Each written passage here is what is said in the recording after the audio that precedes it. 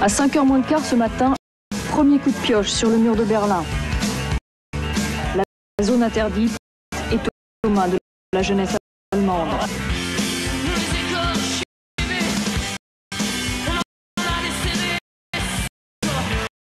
Alors là, c'est la guerre entre Sega et Nintendo, Mario contre Sonic.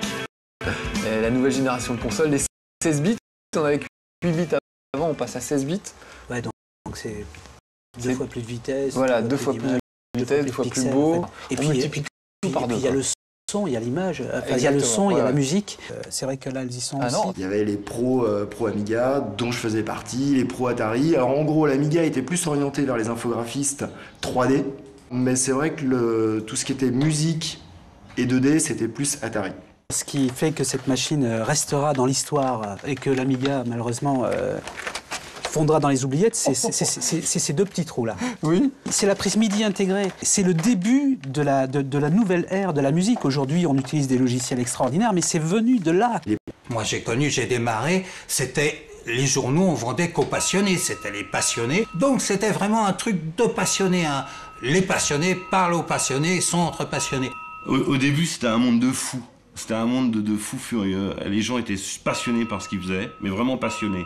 Donc c'était ça qui était bien. Il y avait vraiment une petite communauté de personnes qui étaient passionnées. Donc il y avait les créateurs, il y avait les revendeurs étaient aussi passionnés. C'était pas vraiment un business, c'était pas le moyen pour eux de vivre. La Super Nintendo était une console qui marquait un vrai tournant par rapport à la NES. Mais elle ne marquait pas du tout un vrai tournant par rapport à sa concurrente de chez Sega, qui était la Mega Drive. Pour une fois, son concurrent avait de bons jeux, enfin des jeux qui avaient une jouabilité et un attrait propre. En revanche, on a toujours assisté avec chaque génération de consoles Nintendo à des générations de jeux Nintendo qui étaient exceptionnelles.